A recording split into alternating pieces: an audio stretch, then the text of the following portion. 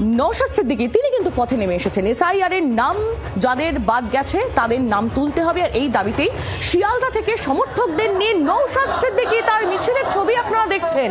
প্রচুর প্রচুর সমর্থকদের নিয়ে নওশাদ সিদ্দিকীর এই মিছিল।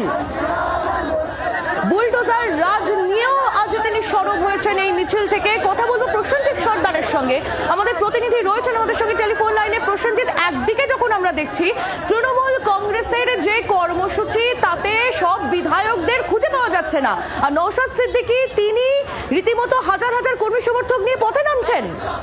দেখো, সেটাই কিন্তু ভোটের পরে প্রথমবার যদি বিরোধী জায়গাতে বা বিরোধী রাজনৈতিক ভাবে প্রতিবাদ করতে থাকে, তাহলে কিন্তু নওশাদ সিদ্দিকী যেভাবে তাদের সমর্থককে দিয়ে এই শহরের বুকে তিনি নেমেছেন বা রাস্তা নামিয়েছেন, তাতে কিন্তু একটা প্রতিবাদ দেখা গেছে এবং তিনি পরিষ্কার জানিয়েছেন যে তৃণমূলের যে আজকের কর্মসূচি ছিল সেখানে বলা যেতে পারে 50 জন বিধায়ক অনুপস্থিত ছিল এবং সেই জায়গায় দাঁড়িয়ে তৃণমূলের যারা বিধায়ক এসেছেন তাদেরকে আর হয়তো সেভাবে দেখা যাবে না, তাদের ময়দানে সেই প্রতিবাদ করতেও দেখা যাবে না।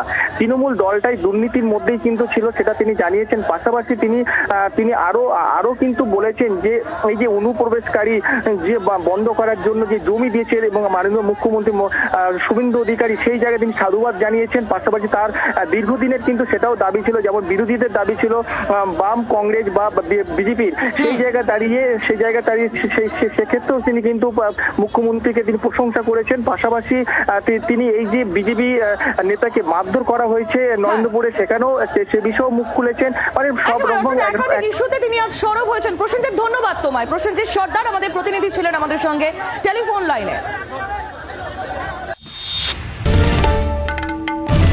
বাংলার আওয়াজ, বাঙালির আবেগ, জি 24 ঘন্টা।